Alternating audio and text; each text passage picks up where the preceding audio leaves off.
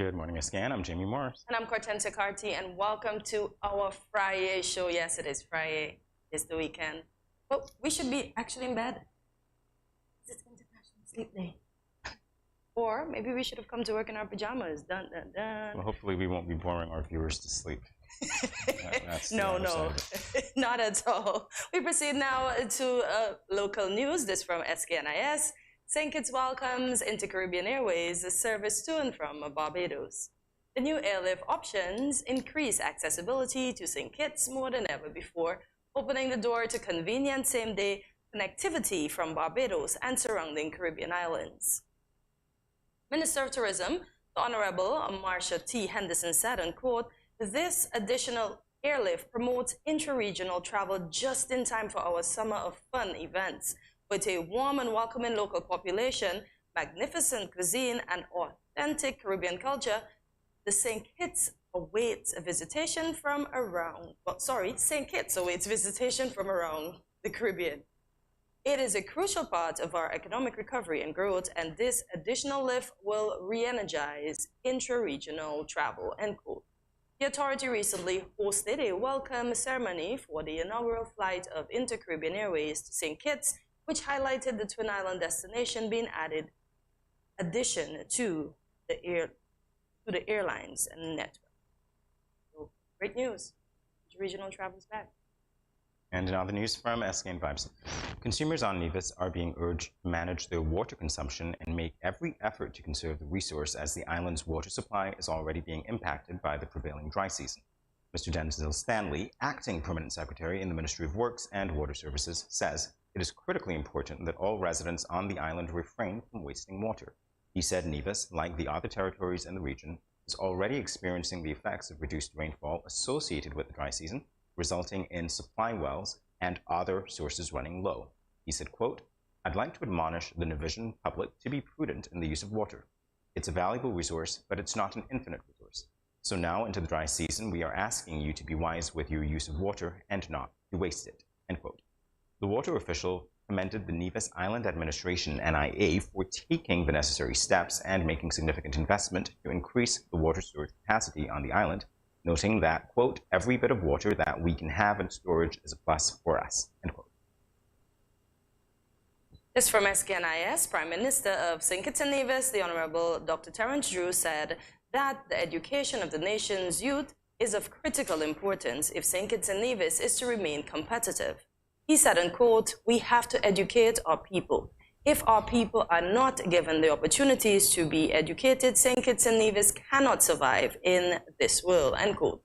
Based on this philosophy of the Drew-led administration, the Prime Minister, while appearing on Freedom FM's Issues program on Wednesday, March 15, 2023, disclosed the good news to students undertaking tertiary education and those who desire to pursue their higher studies, that the interest rate on student loans accessed through the Development Bank of St. Kitts and Nevis will soon be reduced to 5% per annum. Prime Minister Drew, who is also the Minister of Finance, said, and quote, "I am saying today that we will reduce student loans to 5%, and I want to announce that it will not only be on new loans, but it will also be on existing student loans." What does that mean? It means that if you have a student loan of 9%, when the new rate kicks in, you come in, and we will go from 9% to 5%, meaning that your monthly payments will be significantly reduced. End quote. That's definitely significant. Yep. Moving on to a check of our local weather. Going to be mostly sunny with a high of 78 and a low of 69 degrees Fahrenheit. Take a look at your forecast as we head to a break. More GMSKN in a moment.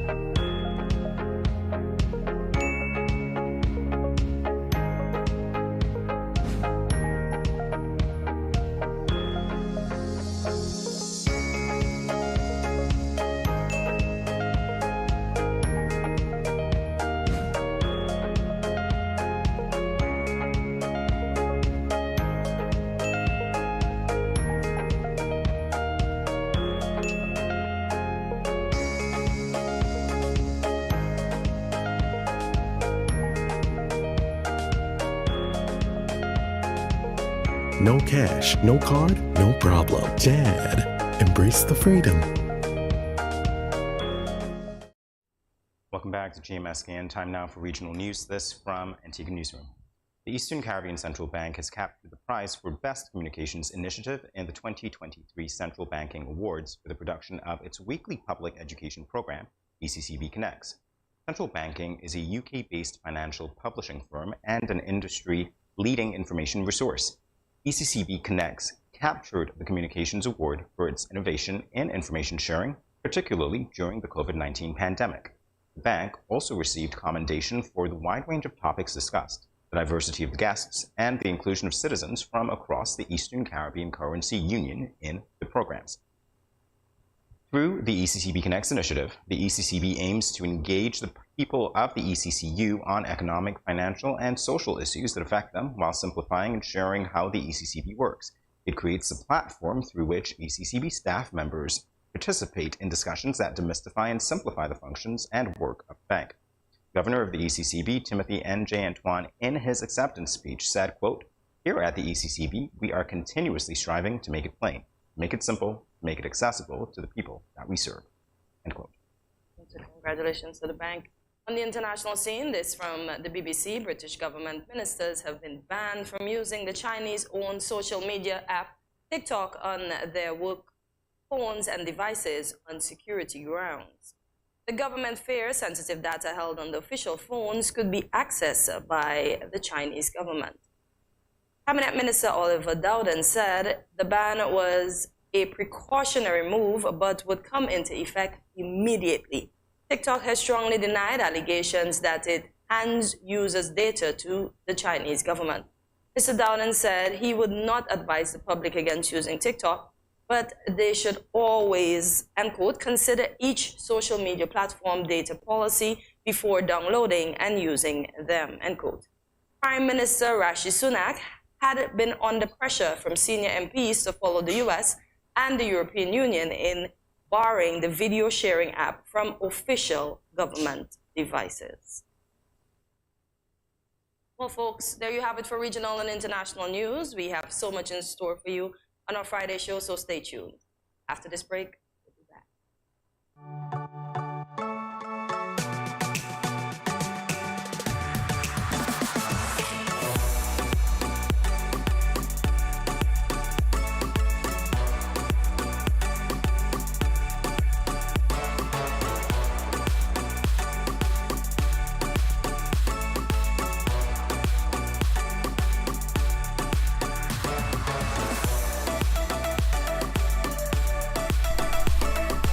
Yeah.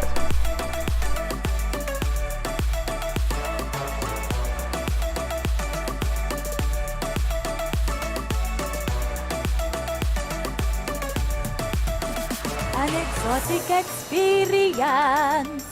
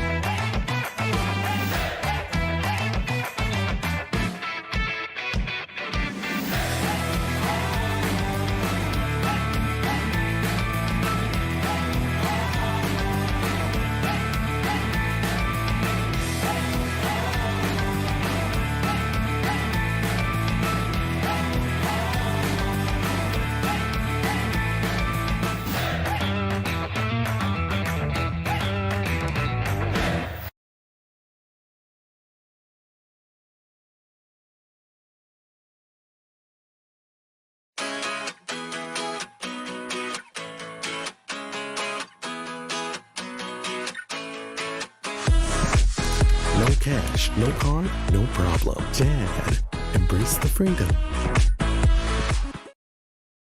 Yo, what up? It's your boy M. Richie right here at Studio 327. I'm here to give you the promo that you guys need because this is something special for St. Kitts. I'm telling you, tune in to Good Morning SKN, 8 a.m. to 10 a.m. on YouTube, Facebook, and on Moment Channel 4. Also, I realize nobody else is doing this. Follow the Good Morning SKN Instagram at Good Morning SKN and the Studio 327 Inc. Instagram. Follow us on YouTube and Facebook. This is pretty long, but follow us and yeah.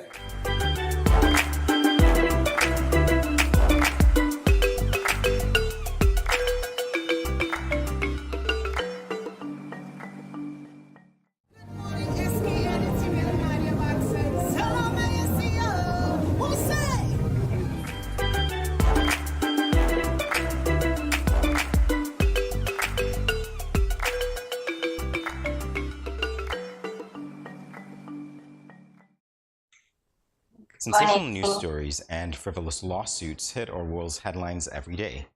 Courts are seemingly overrun with sue-happy consumers lawsuits, some of which are just outright bizarre. In this segment, we will be looking at some of the most ridiculous lawsuits of all time. Join in the fun and leave your thoughts in the comments section. I love how we're predicting that this will be fun for you. Hopefully you're not one of those people who participated in those suits, but we'll find out one way or the other. I like that term, sue happy. Sue happy consumers. I have my take on it because it might be true, but if the law allows for a suit to be brought, then it allows for a suit to be brought. Might be frivolous, but some of them not so much. Imagine going to court for $149.85. How much of that in court fees you have to pay and all that? How much of that are you going home with? When I look at some of those court cases, when I pass across the TV, I'll be like, seriously? Hey, it's the principle that matters. I guess it is. Because most times they say, oh, and it's not even the money. It's just that she didn't care to say or he didn't care to say. Oh, well. I can't wait to see these. So a man sues Budweiser for failing to help him attract beautiful women. All right, I could see this. I could definitely see this, depending on how it was advertised. Perhaps there was an advertisement that said that if you had Budweiser in your hand, you could attract beautiful women. I wonder if he won his suit. What do you think? Can we know if he won his suit? We need to know. My gosh. You mean people really take these things to heart? Oh, you don't? Wow. No. Because even products that they say work, it's all in your mind. So if you put it on and you believe your face looks more youthful, then your face looks more youthful. So it's all in you. It's not in the. It's not. Budweiser, you failed. Okay, he was supposed to attract beautiful women, and he did not. Wow. Wow. So Richard Overton filed a lawsuit against Anheuser-Busch in 1991 because despite consuming more and more of their beer in order to lure the attractive women in their ads, like I said, Richard failed to make his fantasies of having beautiful women fawn over him a reality. Overton sued Anheuser-Busch for $10,000, claiming to have suffered emotional distress, mental injury, and financial loss. And I can see the financial loss because he kept purchasing Budweiser in hopes of attracting beautiful women. Because that's what was marketed. You know what? So he spent over $10,000 in Budweiser, so you want it back? Well, not necessarily he spent over $10,000, but remember there's emotional distress, there's mental injury, and there's also financial loss. Being over the top. So for $10,000 he drank so much. But this is the point. Look at this. In order, I'm reading part of it, in order to lure the attractive women in their ads. So yeah, he consumed more and more, and he failed. More beer, poor guy. Wow, this is so sad. The emotional distress was real, Budweiser. How could you? Wow. But did anyone know if he won? Is he $10,000 richer? Wow. I need to know. So you know what I'm gonna do, guys? I'm gonna Google it to see if he won. This is crazy. Unlike most things, I don't care. But yeah. But the man suffered. You don't care that he suffered distress and his mental health. So Pennsylvania graduate school student sues teacher over C+ grade. Okay, I see somebody here that says that they will sue their teacher. So teacher, look out for a suit.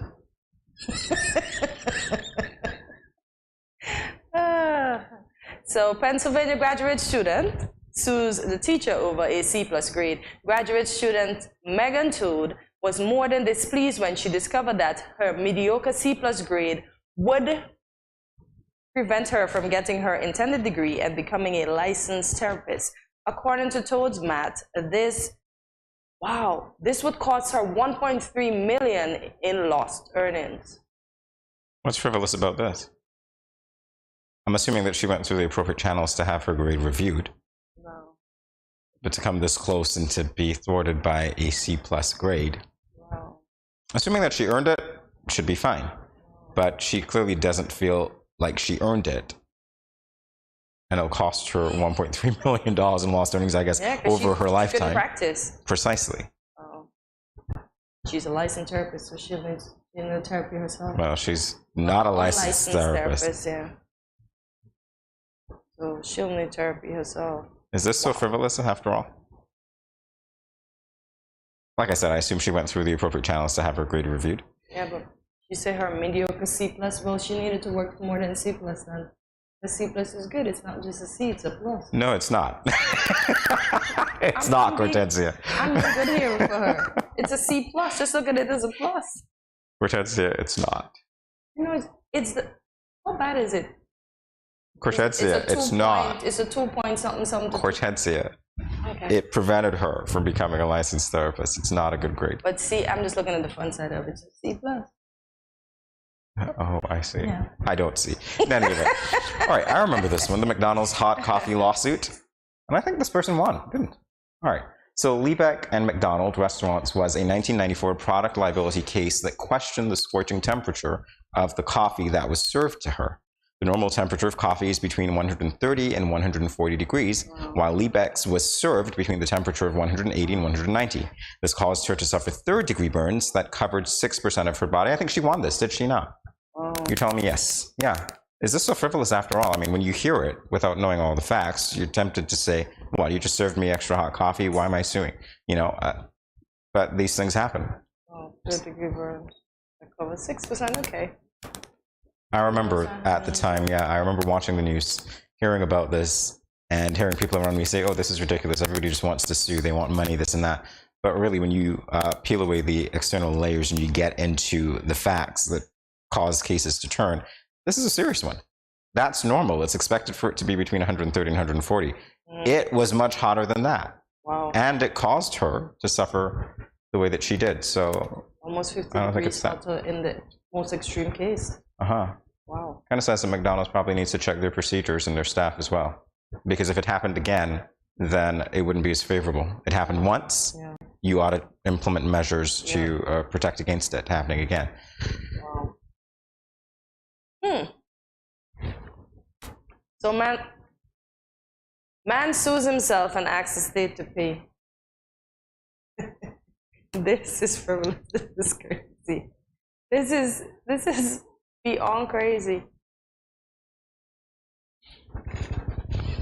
So in 1995, I thought so. Inmate Robert Lee Brock from Indiana Creek Correctional Center filed a lawsuit against himself for a whopping $5 million for violating his own civil rights. Brock contended that his religion forbids the use of alcohol, and that even so, he made the choice to drink, which led him to commit the crimes that had sent him behind bars in 1993, breaking and entering, and grand larceny. Wow. So he was induced to commit those acts by alcohol, which clearly was against his religion.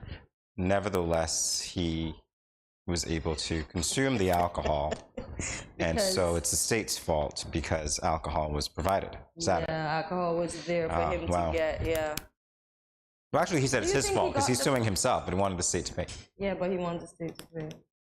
I like that he's taking accountability, but he has to also take accountability for $5 million Cortezia. that he has. Oh, wow. Brock insisted, I caused myself to violate my religious beliefs. He angrily demanded $5 million from himself. but insisted that the state should pay it on his behalf because he was a warden of the state. That is correct. He's in their possession, so they owe him some money. I hope he never won. I hope he never won. Next. This guy is a whole comic. When he comes out, he should consider a career at a comedy club. He should say, you know, one time I tried to sue myself for $5 million. I'm still waiting to be paid. Yeah. Thank you. All right. A $10 dry cleaning bill turns into a $67 million civil lawsuit. Wow. Let's get to the meat of this one. $10. In May 2005, Roy L. Pearson was looking forward to sporting a nice suit for his first day at work. He brought a pair of pants to a dry cleaner for alterations, and they went missing. Pearson demanded $1,150 for an entire brand new suit rather than just the pants. The Chugs, who were the owners of the dry cleaner, why do we have to be Asian again? Anyway, the Chugs, who were the owners of the dry cleaner, first offered $3,000 and then $4,600 and finally $12,000 for the missing suit. But Pearson continued to push the envelope. I've got to read that again. So they were the owners. They were the owners, and this is how it went. So they offered, he wanted $1,150. They offered $3,000, right? Mm-hmm. Then they went up to $4,600 and finally $12,000 for the missing suit, but Pearson continued to push the envelope. So this is really getting very interesting because there are a lot of things that are seemingly mixed up in this one. So 2 years later, Pearson decided on a nice round number. The explanation of the $67 million he chose to sue for included emotional damages. Well, of course, you had to be emotionally damaged, right? Legal fees, although he represented himself, so I don't know. Well, this is really interesting now. 10 years of car rental fees so that he could frequent another dry cleaner. This is so very interesting to me because he lost trust in his dry cleaners because they'll lose his suit. And so imagine if he'd have to sue them over and over again. I mean, this is ridiculous. He might actually have to be culpable for going back to them, knowing that they had the potential to lose his suit yet again. And of course, there is a $395 value of the pants themselves, which is what he should have been paid in the first place. Exactly. So this is very interesting to me. Because he asked for 11 something, he got way more than that in more than 3 payments, right? You'd be surprised. Initially, he's greedy, man. You'd be surprised the kind of things people do to avoid going to court. So they would potentially go up in their offer and, hey, guess what? Yeah. Wow. That's really the reality of it. Greed gets us nowhere. I hope when he get back, if he does buy a pants, when he buy the pants and he goes home, it is just all holes in the bottom. Well, just so you guys know here, right? I don't want to have to sue you for causing me emotional distress if something goes wrong with my mic pack and I'm talking, and when I see the video, I realize that I'm operating like a mime, and so it'll cause emotional distress on my part. So I don't want to have to sue you, so make sure the audio is good, okay? Studio 327 staff, are we good? Or maybe I can sue myself for about $10,000 to $12,000 for all of that. Just be sure to get the state to pay. Oh, okay. Yeah. So high school student sues for being woken up in class. Only today is International Sleep Day, and although you're wearing pajamas to school, because I see most schools are wearing pajamas around the world, you still have to be awoke in class. So in 2008, a 16-year-old Connecticut high school student dozed off during class and was awoken when his math teacher smacked her palm down on his desk. The student parents decided to sue Danbury High School, the Connecticut Board of Education, and the city of Danbury on his behalf, claiming that the student suffered, end quote, severe injuries to his left eardrum. No, that's a possibility. Why do you think it's frivolous? But just that is a possibility. But do they have proof? Clearly, I think that they. Because they could have managed to himself. Yes, but if they're going to sue for that, they obviously have to have a doctor backing it up. Yes, doctor, I hope you're telling the truth. He was asleep on the desk because there was obviously to that, and depending on the impact. Yeah, how hard force precisely. I mean, those things can actually happen. It seems frivolous to us because it's like you shouldn't be sleeping in class anyway, so you bear some responsibility for that. But no, it's not that cut and dry in some instances. We really have to think about our actions before we do things. Because something as simple as that could as you said, could really potentially cause damage. Precisely. Well, I hope it worked out. All right, so that seems like that's all that we have for frivolous lawsuits. Unless, of course, you guys have some of your own that you want to share in the comments, or maybe not. We'll see you in a moment. Stay tuned.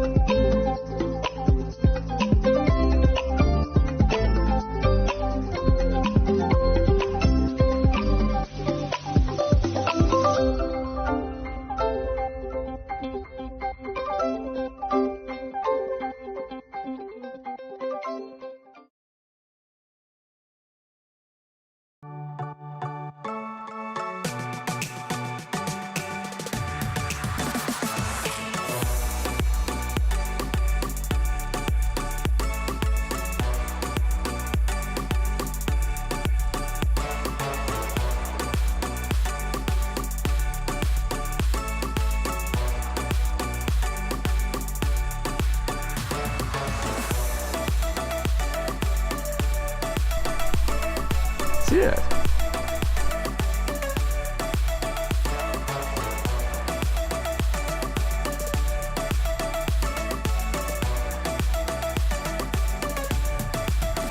An exotic experience.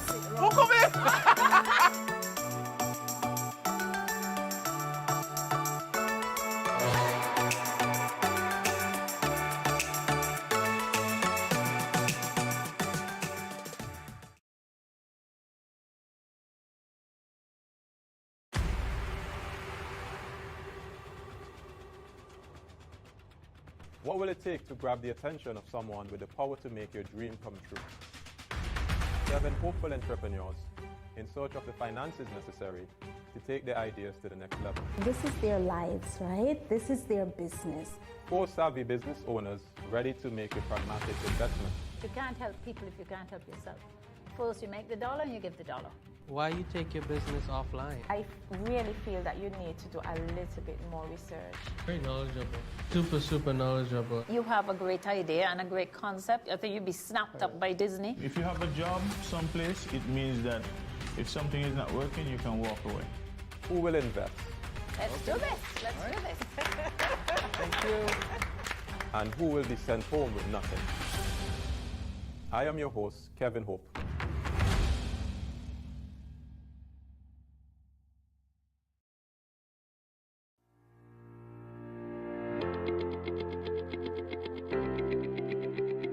Dreamy Decor specializes in flowers for all events, from birthdays to weddings and any other special occasion. What's a better way to express to the people you love than by providing the finest selection of beautiful flowers and gifts? So when you think of flowers, think of us, Dreamy Decor.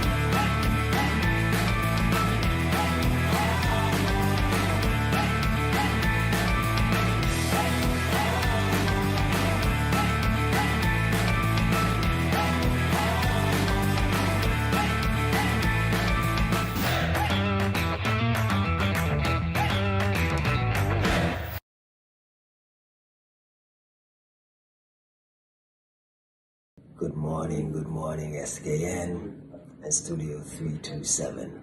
This is Tao Batiste, one of your biggest fans. Just you're doing a lot of things well.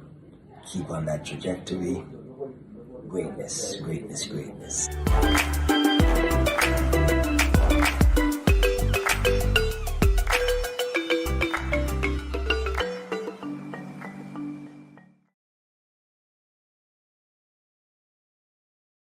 Good morning, SKN.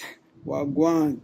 Yo, this is Bensley Lad coming to you live from Jamaica. You see it, go already. See me. See me, I say Caribbean people stand up, and I love this. This show is very important. You understand me? Yeah, man. Studio 327. Bensley Lad, say big up. See me, I say. I'm the whole innocent crew. Yeah, man. More love.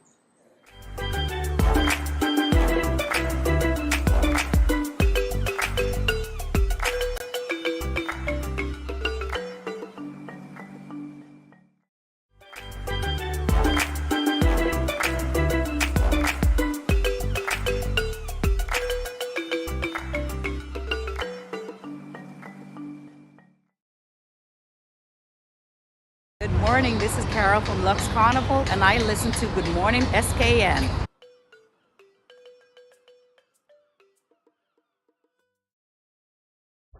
Most of you may know that International Women's Day is celebrated on the 8th of March. But did you know that March is entirely designated as Women's History Month? This means that we are celebrating women all month long. Yes. So today we have the pleasure of speaking with 3 women about events and activities being hosted by their respective organizations.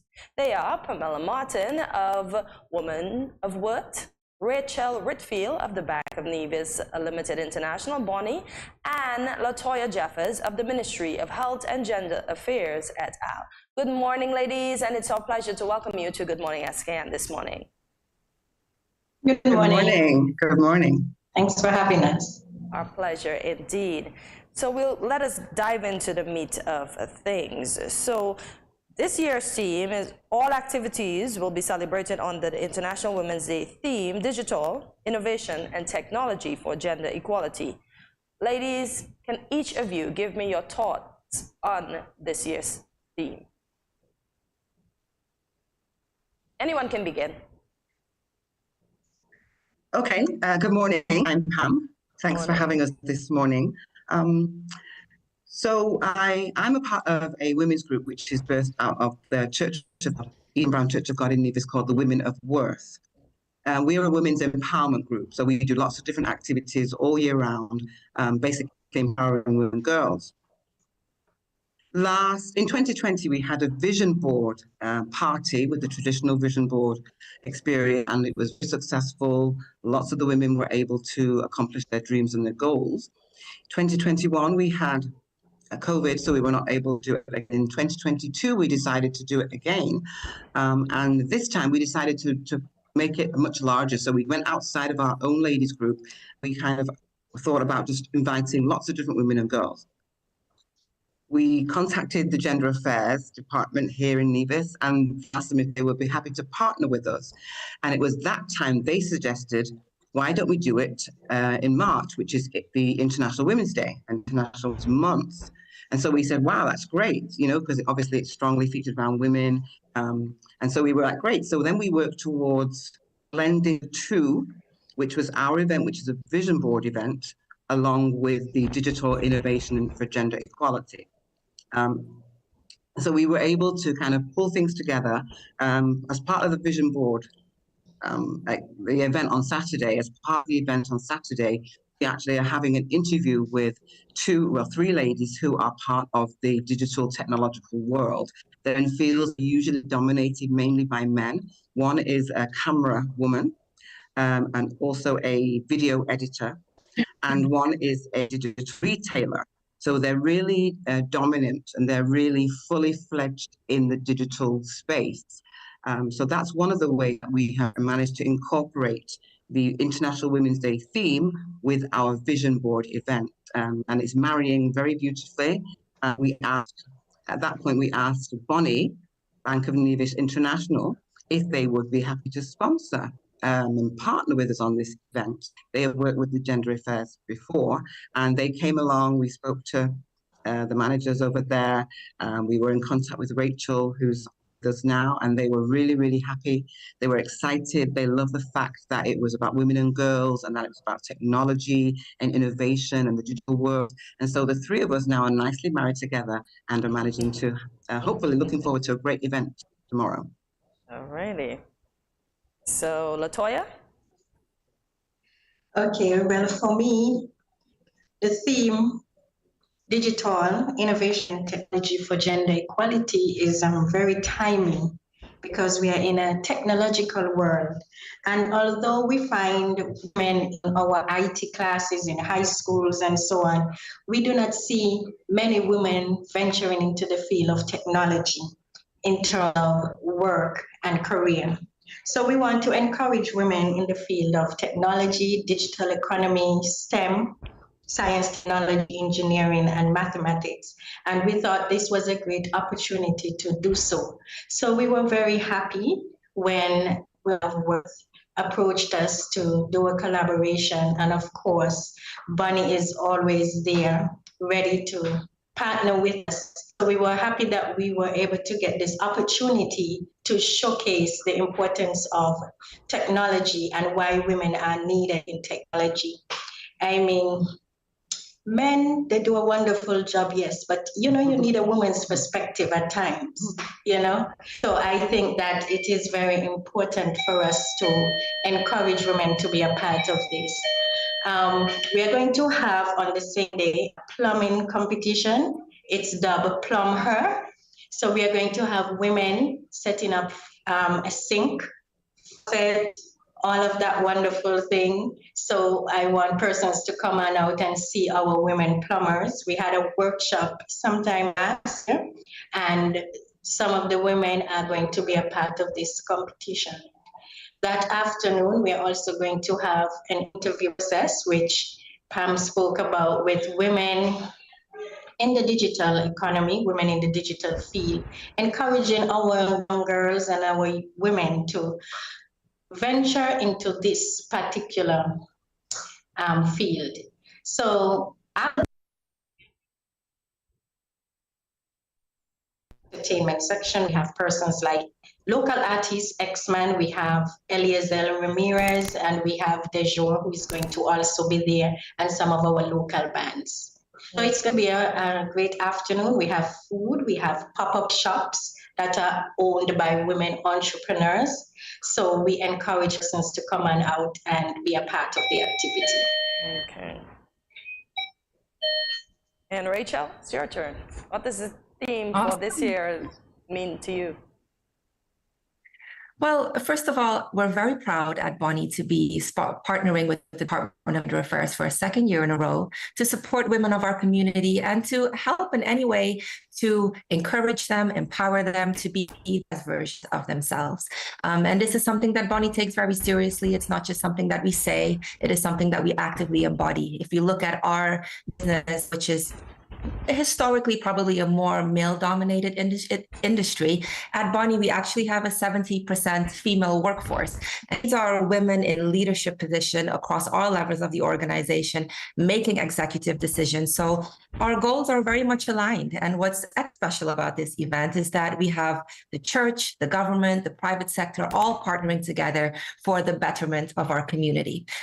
When speaking of the digital evolution, I think what's really special is that, of course, I agree fully with everything that Ms. Jeffers and Pamela mentioned earlier, but what's also special is that it gives women an opportunity to be present both in their personal life and their careers. Whereas normally, if you take, for example, a woman who has just had a baby, it's very difficult to go back to work. How do you then balance your family life, your baby life? But now with the internet and all the different businesses and opportunities that are available there, you're able to juggle a lot more and balance your life a lot more and not be in a position where you have to choose either or, but depending on what your personal vision is, you can bring your best, or you have more opportunity to bring your best to both of those worlds that make us feel empowered as women and make us feel good. So we all want to feel like we're about something and we're achieving something. So having the opportunity to support women in that is the right thing for us to do at Bonnie. So we're happy to be part of it.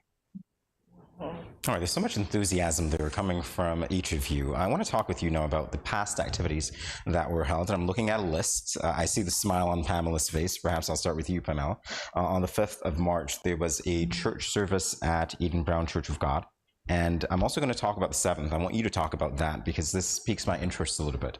The street outreach activities. There was a chalk back at the Treasury building, which I'm curious to know a little more about. And I see a hashtag here. Hopefully I'm going to pronounce it correctly.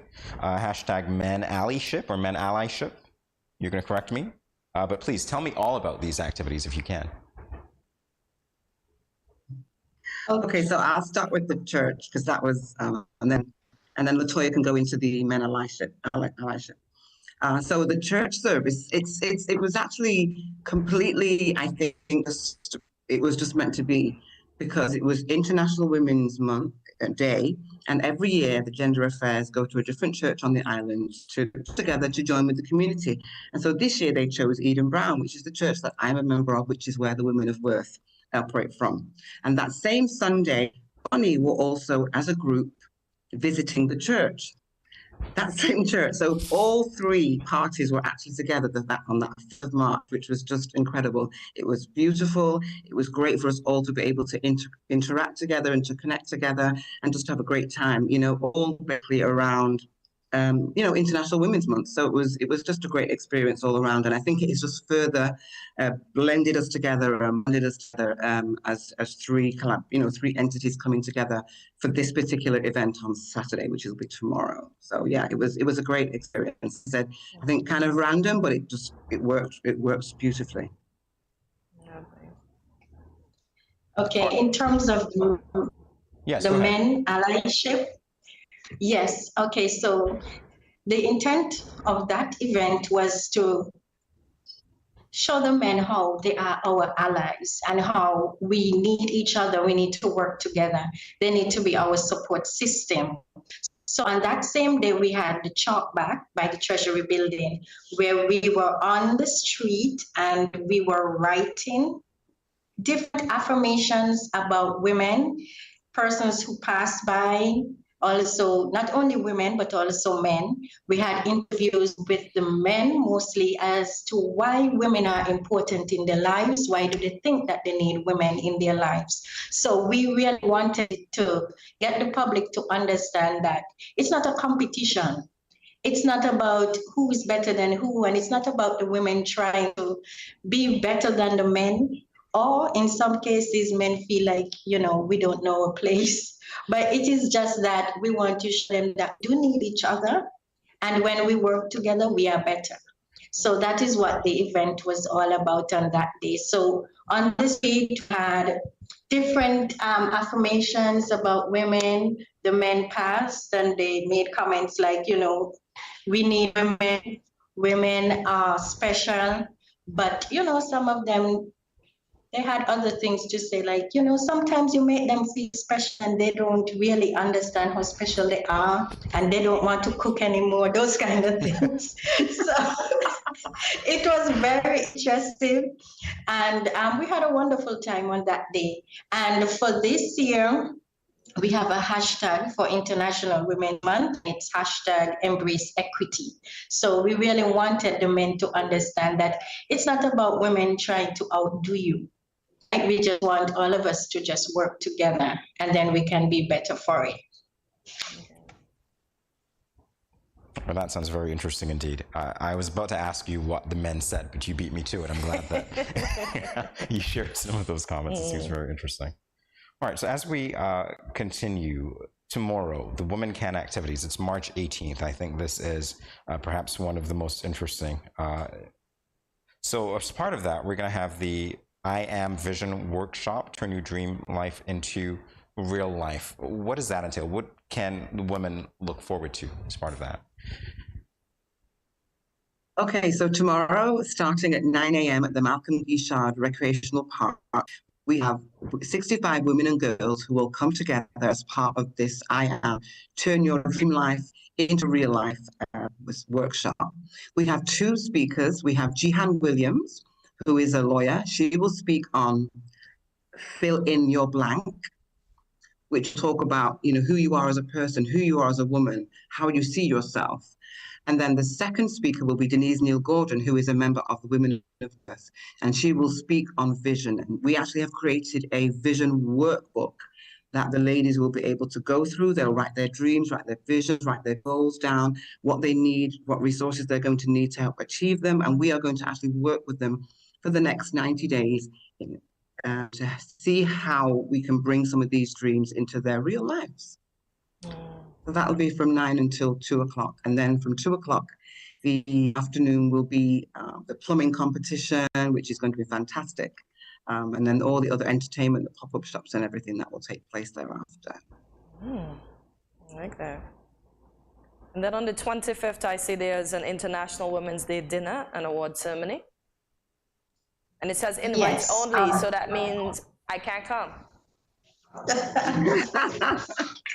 Not unless I send you an invite sometime today. Feel no pressure to do so. But yes, we are going to have an awards ceremony on the 25th. And the categories for this award is Women in Science, Orange Economy, Women in Non-Traditional Roles, Women in the Blue Economy, Women in the Green Economy, and Women in the Digital Economy. So we'll be focusing on women in those 6 different fields. All right. By way of follow-up to something that you said, Pamela, because you were talking about the fact that you were going to be working with the women from tomorrow, that is, for 90 days. I think that that's commendable. That's something that I haven't seen a lot of, the way that you would help them realize their dreams. I am curious to know what that means for your continued collaboration, for instance, with Rachel and Bonnie, if there is scope for further collaborations in helping these women realize some of those dreams, if you've anticipated what they are. Well, initially the event, like I said, is going to be tomorrow, so it's going to be a full day at the park tomorrow. But right now we have actually brought along some great professionals in the industry. We have Kamara Prentice, who we know as an HR specialist.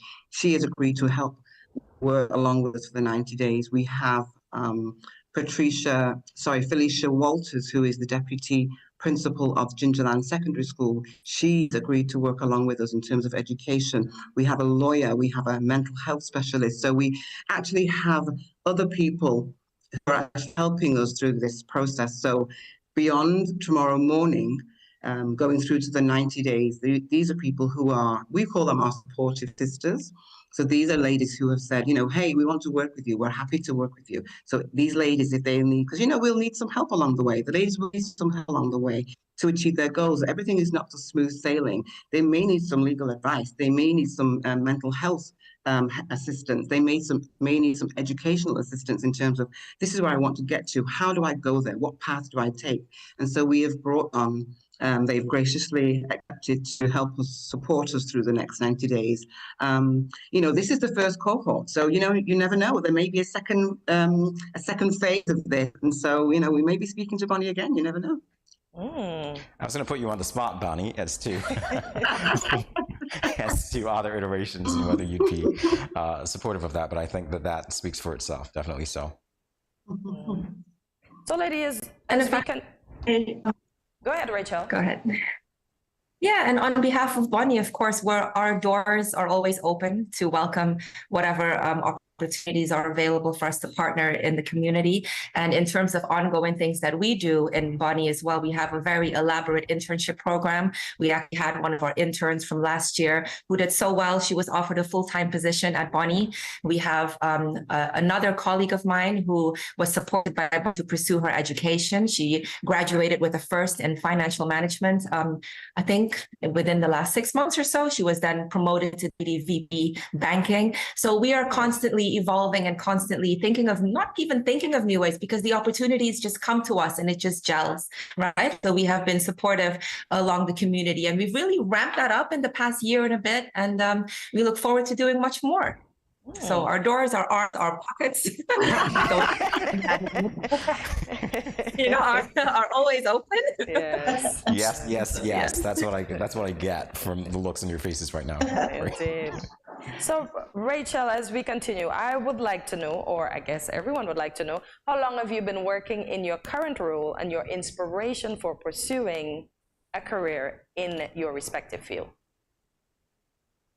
So, thank you for that question. Actually, my background is not in finance. I spent 20 years on TV as an actress, TV presenter, and model. And I fell in love with St. Kitts and Nevis in that role, previous role, maybe 4 years ago. And I came here and I was ready for a transition in my career. And I didn't really know how I was going to do that. But this is where vision becomes very important, because I knew I had a greater vision for my own life than anybody else thought they had of me, right? Because they thought, well, you're an entertainer. How are you going to transition into banking? I'm like, well, watch this space. I took a boat to Nevis.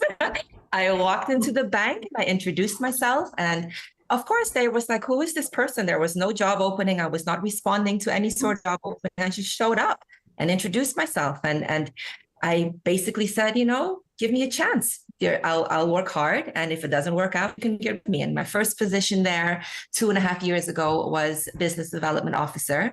And about a year and a few months after that, I was promoted to vice president of business development. So that tells you how Bonnie supports those who bring their best.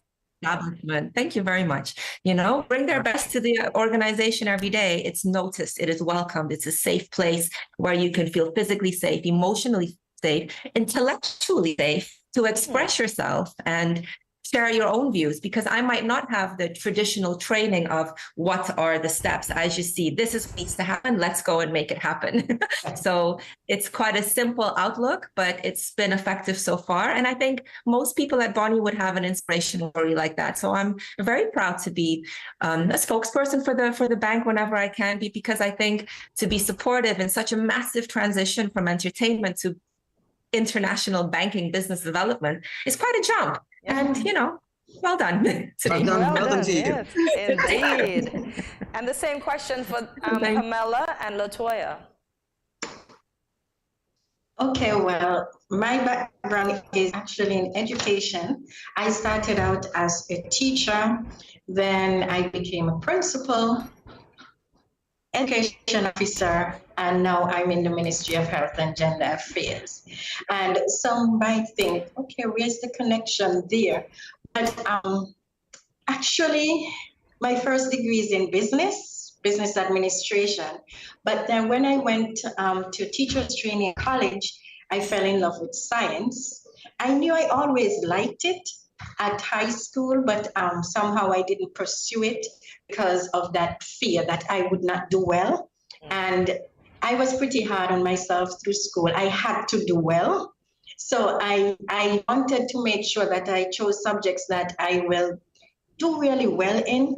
And I chose the business because I felt like, okay, this will be a breeze, And I pursued business administration. Then I fell in love with science and it was still there in the back of my mind.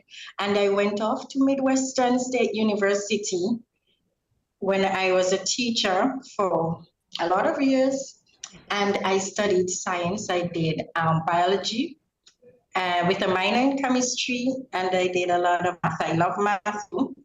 And then when I came back, I was teaching science. We went on to be a principal, which was a challenge for me, but a challenge that I welcomed. And I think that prepared me for where I am today. But I always wanted to be in health. I felt like I could make a difference there. And after 22 years in teaching, I felt like I would have touched a lot of lives. So it was time for me to move on and try something different. So I went and I spoke to the permanent secretary, just like Rachel. They weren't advertising anything, but I just wanted, and I told her, I want to be your assistant, And she was like, you want to be I said, yes, I want to be your assistant. I noticed that you don't have one. And then about a year after, they made the position available. but then moved someone in the ministry into that position, and they advertised the permanent secretary's position. So I applied for that. I did the interview process, but then they promoted the assistant permanent secretary, and I got the job as the assistant secretary. So that's how I ended up here. But my passion is in science and mathematics. So I am always encouraging women, and I wanted to be here because I felt like I could help the nurses, because sometimes we have some of them who are attendants, some of them who are assistants, and they want to move on, but because they don't have the science subject and the math subjects, they don't. And I felt like I could be of some help to them, even if I can give classes afterwards or even make the avenue available for them. So I just wanted to be here to, offer my help. And I've been doing that. So we've been having classes with some of them. Those who cannot afford it, we pay for the classes for them and get them off to realizing their dreams. Sweet, that's good. Congratulations. Thank you. Pamela, you're welcome.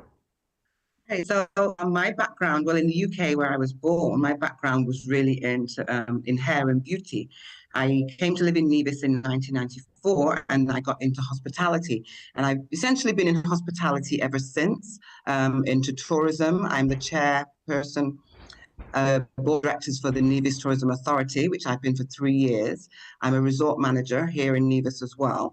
So I'm very much into tourism, but also in the various roles that I've played along the way, I've always tried to encourage the women to be the best version of themselves. I always try to encourage them to push themselves as far as they can go, and not to let any setbacks, keep them from trying to attain their goal. They come to me a lot with, I'm looking for a job in this particular area, or do you know of any openings here? It just seems to happen naturally and organically. And I always try to find roles or help women try to find the right position for them, the right fit.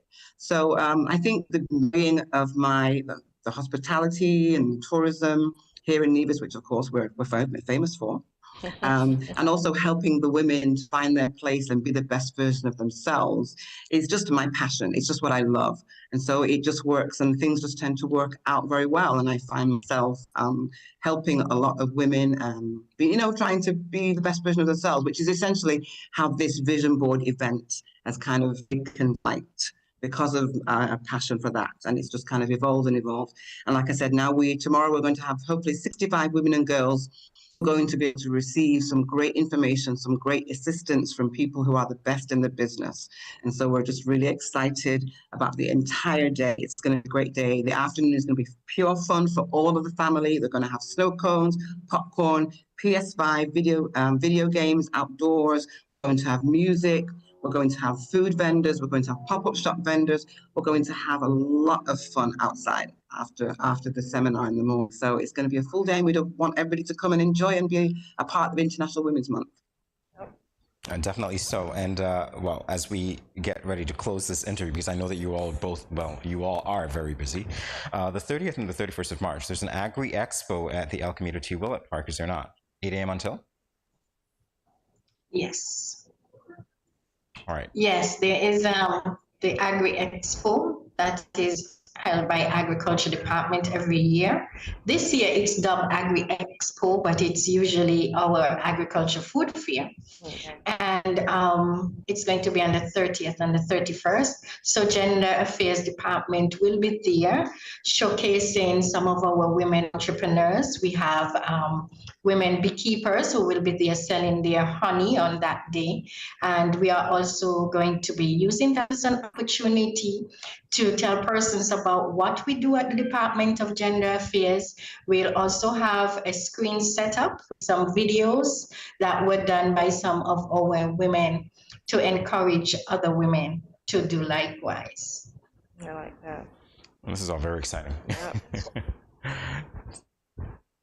So do you have any words of encouragement, ladies? And anyone can start, for women who may be looking or watching at us at this point. And I noticed that you three have similar stories, how you transition into the positions that you are now.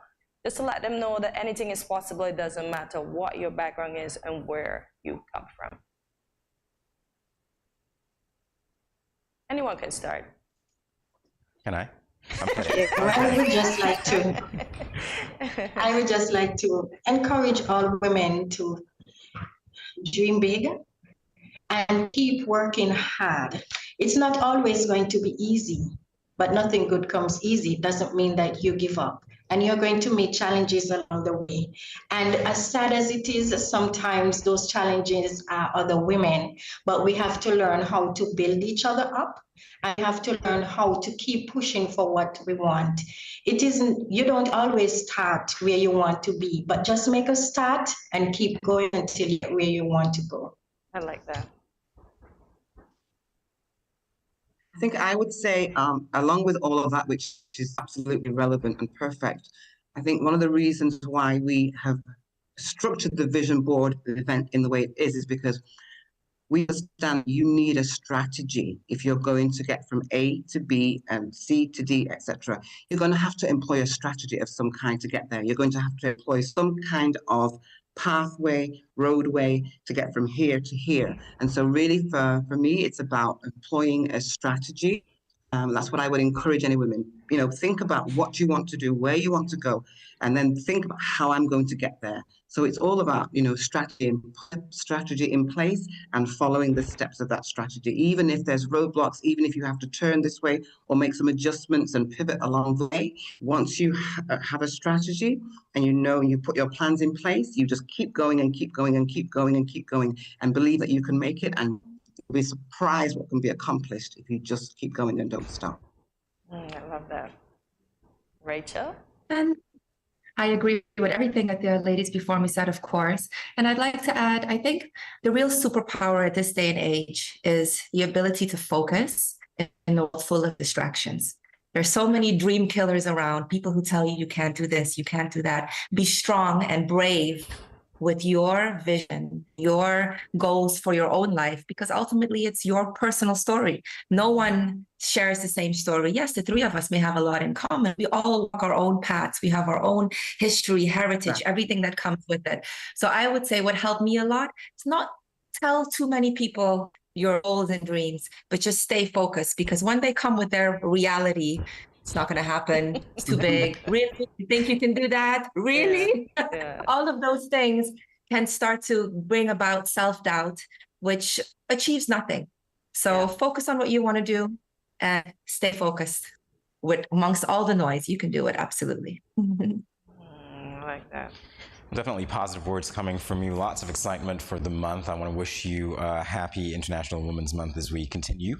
And best of luck with your activities. And thanks again for sharing with us about your work, your meaningful work on NIVIS. Much appreciated, ladies. Thank you so much. Thank you for having me. Thank you so much for having us. Yeah. You're very welcome. Our pleasure. More Good Morning SKN in a moment. Stay tuned.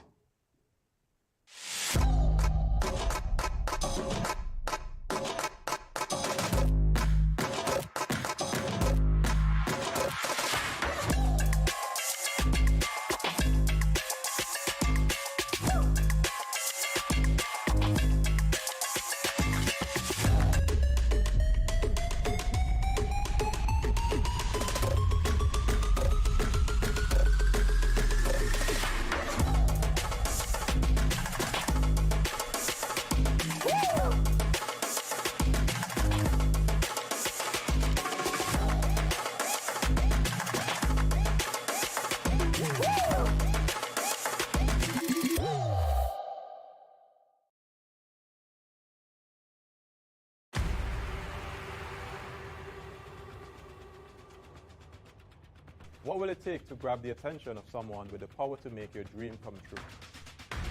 7 hopeful entrepreneurs in search of the finances necessary to take their ideas to the next level. This is their lives, right? This is their business.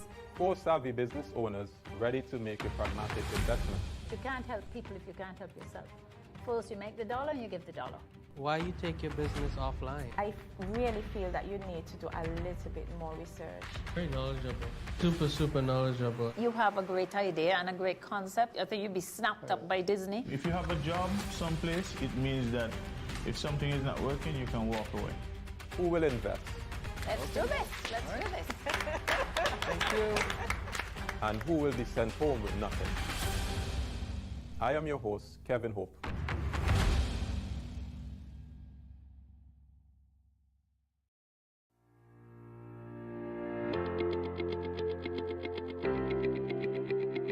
Dreamy Decor specializes in flowers for all events, from birthdays to weddings and any other special occasion. What's a better way to express to the people you love than by providing the finest selection of beautiful flowers and gifts? So when you think of flowers, think of us, Dreamy Decor.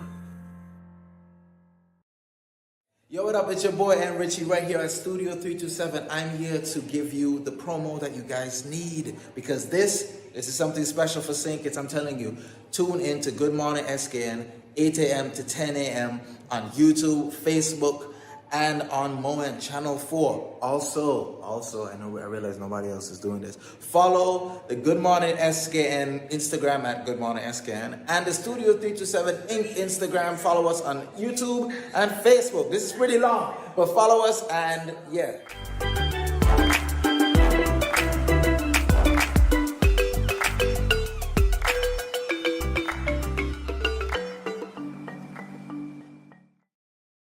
Welcome back to Good Morning SKN. It's time for us to loosen up, and weekend is coming up. I'm sure all of us have been looking forward to that. I look forward to the weekend all week long, really, so looking for a friend here.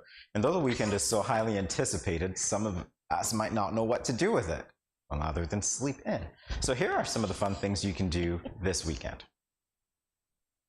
So why do you look forward to the weekend so much? Because I don't like the weekend anymore. It's too much chores and too many things to do, so I don't look forward to that. I like being off in the week. You like being off in the week? Yeah, because it makes more sense. You feel me? Because the weekend is just... No, I don't. Listen, I can't even sleep in. I have distracting noises. That's you. I'm fine where I am. And I Show don't off. have to go to work. Show off. So it's fine.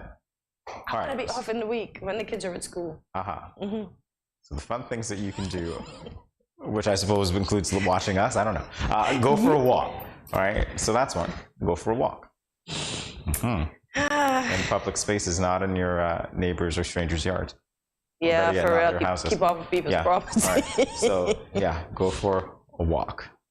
But the weekend, enjoy nature. You have so much to do. How can I go for a walk and enjoy nature knowing I have so many chores, including prepping my food for Sunday? Because that's what you do for a weekend, so I guess that makes it relaxing for you. Can we exchange 1 week? Really? So you can understand why weekends are rough on me. No, it's okay. Jeez. No, even share. No exchanges. We can't even do co-host swap. No. So I see how you spend your weekend and you see how I spend my week. No, change it. Nuh-uh, no exchanges. I tried, y'all. I tried. So I guess where am I going to walk? To Ramzan? To shop for Sunday? You see? Maybe. It's not a walk. That's work. That's chores. Free advert alert. I'm kidding. All right. Well, I'm serious, but hey. Do some gardening, thank God. So this is not a chore for me. I have no garden, so I won't be gardening. There are a lot of people who do this. They love to take care of their flowers, and it's very relaxing. Yeah. So that's something that they can do. And I suppose if they're working all week, they don't have time to do that in the week. Yeah, so they can distress. This is something different to do that would be a little fun okay. for them. Fair enough. Maybe I'll whack some bushes with my machete because it's in my way, but that's it. Nothing else. People are so busy. Do we still do this? Do we still visit our friends on the weekend? What? Jamie? Do you? Visit your friends. Go out to dinner with your friends. That's pretty much the same thing, isn't it? I ain't got time. Guys, do you understand why I don't like the weekend anymore? Because I ain't got time to do these things on the weekend. Yeah, that's you. That's all I'm going to say to that. All right, folks. Learn a new recipe. So what you cooking this weekend? I didn't tell you that that's me. I'm just reading it so that you guys know. Y'all, I'm trying to get Jeremy in on these things, but he's not buying it. Learn a new recipe. Yeah. Yep. You don't have to wait for the weekend to do that, but you can definitely try it out on the weekend. But you will have to if you work At 8 to 4 when you come home, who has time for recipe? Depends on when you go to bed. I mean, seriously, you go to bed at 10, you still have some time. You got to prepare for the next day. Go to bed at 10, wake up at 6. Wow. It works. That's 8 hours, isn't it? Wow. You're good to go. Hope that you fall asleep at 10, because some people can't fall asleep until the next few hours. Well, that's them. I generally have no problem falling asleep. Look at him showing off on us. So guys, learn a new recipe over the weekend, once you have the time to. Listen to a podcast. Not bad, yeah. I have a favorite. It's Talk It Out with Joyce Meyer and her friends, and I listen to that all the time. So when I'm doing my dishes, when I'm cleaning up, I have my headsets in and I'm listening to my podcast. So I do this on a weekend, or daily, I should say, but it spills over into the weekend. It keeps me company while I chore away. Yeah. Yeah, War of the Roses. That's the podcast. War of the Roses. War of the Roses. Okay, never heard of that one. Yeah, don't worry. There are some people who have. And if you haven't, go check it out. War of the Roses. Why does that sound so like a lady fight? It's a guilty pleasure. War of the Roses. Okay. I guess I have to check out War of the Roses. Yeah, you've got to be an adult to check it out. Oh! Ooh! Because it generally involves being exposed or tested. What? In your relationship. Phew. Okay. That's War of the Roses. War of the Roses. All right. Moving on cue. Somebody was like, come on, move it along. Soak up the beach. Soak up the waves at the beach. Soak up the waves at the beach. But you can soak up the beach too. I was going to say soak up the beach waves. Anyway, soak up the waves at the beach. Mm-hmm. You're going to soak up the waves at the beach. See? And I do that in the week. So guys, weekend doesn't exist for me. Only yesterday I didn't go in the sea once I got there and I saw how turned up it was, and even the seaweed from the bottom was on top of the water, and I don't like those things touching my foot, so I turned back, ended up in the pool. Yeah. No, it wasn't about to be swimming with no seaweed. That's their place, not mine. Yeah. Mm-hmm. So soak up. Maybe on the weekend they won't be there, so. Somehow I'm guessing that the beach talk is a little more palatable for certain people than War of the Roses, because we're not getting the cue to advance this one. But hey, you know, it is what it is. Right? The beach is more relaxing. I get it. They like the beach. Surf a dude. Yep. You know, we really don't enjoy the things that we have here in paradise, you know. We take them for granted. So guys, go out and enjoy the beach, man. Yeah. Or you can catch up on your favorite book. Or books. Yeah. If you like to read, you could do that. If you want to learn to read, you could do that if you're a little kid. Yeah, homework, ABCs, whatever. And if you think that you haven't read enough, go pick a book or two. Yeah, go to the library. Just remember to return it in the required time, or else you're going to have to pay fees. So, yeah. Saturday library, yeah. Book. Yeah. What's your favorite book? What book are you reading now? None? The Wall Street Journal. Yeah, that. My favorite. Okay. Real life book. Yeah. Okay. Picnicking. I have not. Okay, that sounded wrong. Sorry. Thank you. Yeah. All right. There we go. So guys, go for a picnic. Picnicking. No. No? Not that at all. Go for a picnic. Listen, you know, man, guys, do you feel the way I feel? Or should I say guys and gals, or GMSKN Nation? Do you think that we actually take time out for ourselves to just enjoy things, or are we just going, waiting to be gone? Because simple things like these, I hardly see people do that. Well, I know there's this events company that set up the nice picnic, and normally people do them at their birthdays, etc., etc. But do we take time, like, to spend time with our families and, like, take away the tablet from the kids and just go on the friggin' bay lawn and have them just gallivant while you have the picnic baskets and all the nice snacks and everything out there for them? What are we doing, y'all? Are we just living to work, and we're not enjoying ourselves? I'm just trying to help you out. That's just how I feel. I just feel we're not taking advantage of the things that we have around us that are enjoyable, that are fun, that we can do on the weekend or during the week. Yeah. Could be. So go for a picnic. Go picnicking. Again, I'm getting the sense that going for a picnic is a whole lot more palatable than War of the Roses. Listening to the podcast. I'm just a hunch that I get from the timing here. I don't know. There's no fanning. There's no fanning along. Honestly, oh man. Like, okay. Do you want to sue the individual? No. Soon we're going to start talking. Soon we're going to start reading this in different languages. It's not going. So what next will we do for the weekend? Are we gonna hang out? Oh, today's St. Patrick's Day, so they're gonna have a lot of things on the strip, you know. Oh, okay. Yeah, Patty's Day. Yeah. Well, there you go. Not that guys know where they sell food on the beach. That you know, yeah, because I don't even want to know. Go to the farmer's market. Let's keep it there, okay? Go to the farmer's market. Yeah, but that's a Saturday thing, though. Mm-hmm. Yeah, back in the day, you see your mom go with the little basket and pick up the stuff. Yeah, so going to the market is nice. I actually miss that. See, that's something I should wake up and do. Although I try to sleep in on Saturday, but that doesn't work. Maybe I should take my basket or my recyclable bag and go. I'm scarred. Why? Because for a very strange reason, perhaps it's obvious. It's going to be obvious to you guys once I say it. This little piggy went to market, popped into my head. And then I'm thinking, but wait, a pig actually had roast beef. A pig actually ate. Never mind.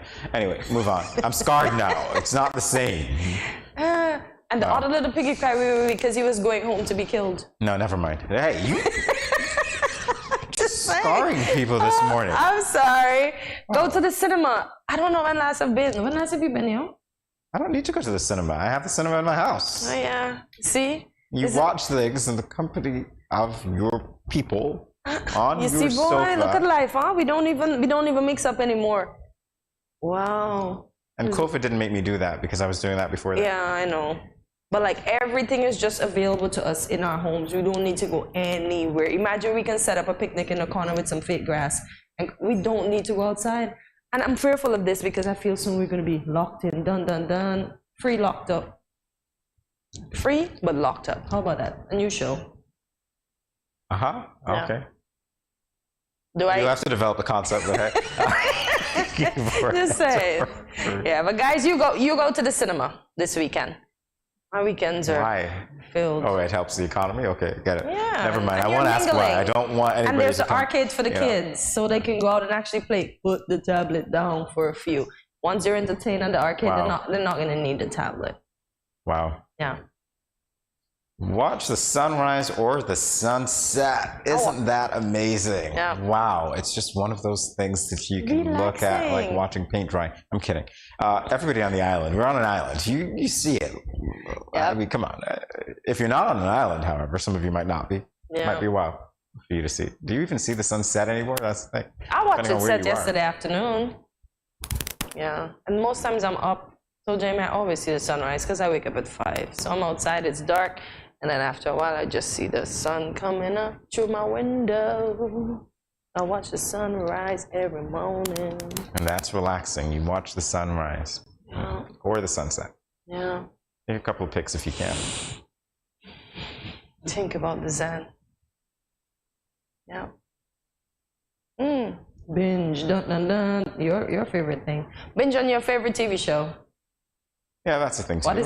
Or listen to your favorite podcast, Roses. No, not Roses. War of the Roses. We need to get it right. War of the Roses. Okay. All right. So binge on your favorite TV show. I remember when it was COVID, when I came home, I binged on Green Arrow, I binged on The Flash, and there was this next one.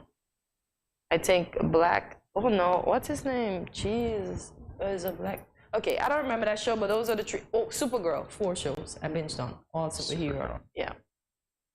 Yeah. I'm a Netflix guy. And I'm a miniseries guy because I like things to wrap up quickly, so. Yeah, but those were Netflix. Yeah, but not, No, not yours. Okay, so you watch the little half-an-hour things? There's a show, well, not half an hour, maybe like 8 episodes or whatever, but there's a show on the CW with Patrick Dempsey, which I got a glimpse of maybe for a couple of weeks. and I think it airs on Tuesdays, and I love the concept. I love the show. I cannot remember the name of it, so if you guys know what the name is, let me know. But it's a great show, honestly. I just love that show. Gotta check it out. Wow. So yeah, guys, we hope that you'll do the fun things. And as I said, it's St. Patty Day. Go out and enjoy. I know the leprechaun doesn't live this way, and yeah, I know it's a holiday from all the way over there. But go out and enjoy. Yeah. And yeah, you should be awake now, but you can take some extra sleep today, or you can even show up to work in your pajamas, looking extra chic. Let your boss know it's International Sleep Day, and you're partaking in the celebrations. And then you'll have more time to go and sleep because you'll get fired. No. We need to have Spirit Week at work. Just like how we have Spirit Week at school, we need to have Spirit Week at work. Okay. Yeah. All right. On that note, we're going to take a break. Some of us are going to start binge watching as quickly as possible. See you in a moment.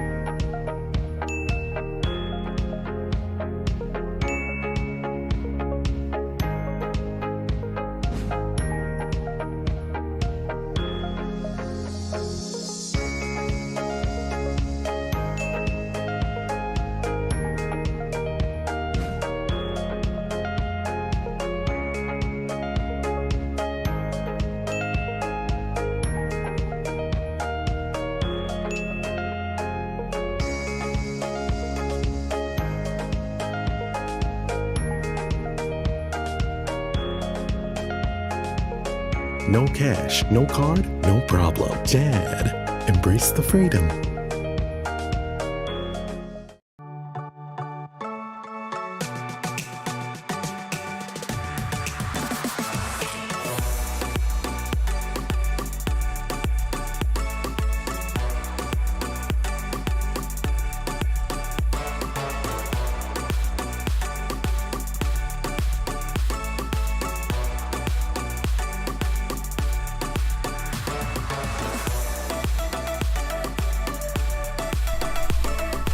Yeah.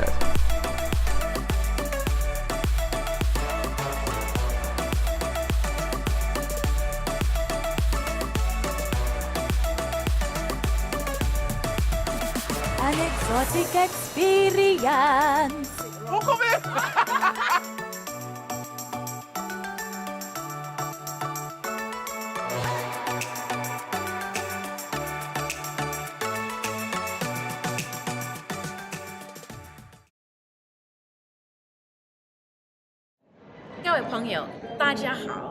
Greetings, my lovely people. I'm Chantel, residing in Taiwan. 12 hours time difference. It's nighttime here, morning time in SK. I'm busy and on the go. However, I always manage to keep up to date with what's happening in SK. All thanks to Good Morning SKN. Good morning SKN. Ciao, bango! Welcome back to Good Morning SKN. Are you wondering what we're doing with our favorite paddles? Yeah, subscribe. No, not really. The Academy Awards, better known as the Oscars, was held on Sunday, the 12th March. Yes. This event is mostly anticipated for the distribution of awards. Fashion is also another highlight of the Oscars. So it's Friday, so we'll be having some fun by voting yay, green, or nay on some outfits that hit the red carpet at the Oscars? When I was looking down, I was trying to make sure I did the nay or the yay thing correctly. So guys, it's nay or yay. So come along with us. Let us know in the comments what you thought about the fashion as well, as we now go to our very own Oscars Rate the Dress, the Outfit party. Yeah, I'm just doing something weird after listening to you. I'm like, the outfits hit the carpet. Hit, yeah. Literally hits it. Did they hit the carpet? Yeah. I was going to ask why the carpet's red, but this one isn't. In any event. Literally isn't. Ooh. All right. Okay, that works for her. I think it's true to her tradition. I love the way that it works. Yeah. It's giving me, what was the lady from, what is it called? You remember that video game we played? Yes, you must. Probably, Mortal Kombat. Yeah, it looks like Chun-Li. Oh, okay. Yeah. So as you said, homage to her. Green is impactful as well. Okay, yeah, there we go. That's a yay. That's a lot of cloth, though. That's a lot of clothing to walk around with. So yeah, it matched her. You go, girl, with your trumpet dress. Oh, this wasn't bad. The colors are nice on her. I like this. She looks like a superhero. You see that? Her stance, how the jacket flows. She looks superhero-ish. Wonder Woman in this guy. Yes. Really? Look at it. I'm getting Wonder Woman in this guy. Isn't that too long? Wouldn't she trip on that if she runs? No, that could be her cape that she throws off and she changes. Okay. Yeah. If you say so. Because remember Wonder Woman spun and then she changed. I'm just seeing a lot of fabric onto that coat. Yeah, but it looks like a jumpsuit. I'm gonna assume. Yeah. The fact that it's separated. Looks nice. You go, girl, whoever you are. Looking good. Oh, chic. I like that. Tailored to a T. Jeez. Can't get this wrong, can you? No. Black and white, simple. Shucks me. Tailored. Great. Even his mustache and beard match his outfit. Shucks. Eyebrows on fleek. Cut on fleek. Square. Hitting it. You go, guy. You did well. Yeah, I was just looking at the outfit grotesquely. I thought that's what we were supposed to be doing. We have to look at everything. Everything No, has to this go. is you getting a pass looking at another guy. Great. Awesome. I see what's going on here. And yeah, you're... Don't I get a pass? You're definitely looking. Don't I? A lot. Well, he is stunningly handsome, so of course, I'm looking at all the P's and Q's. Yeah. Even the hand in the pocket and the hand outside. I was waiting for the cue. All right, we got it. Thank you, Jamie Lee Curtis. She looks stunning. She looks nice. She's dressed for her era. Yeah. Are you calling Jamie Lee Curtis old? I didn't say that. I said era. She's an icon. You call her old? And she won an Oscar. And she's another one that says, "Don't let 25 define you." I like Jamie Lee Curtis. Yeah, she's a sweetheart. Cool. Sweetheart.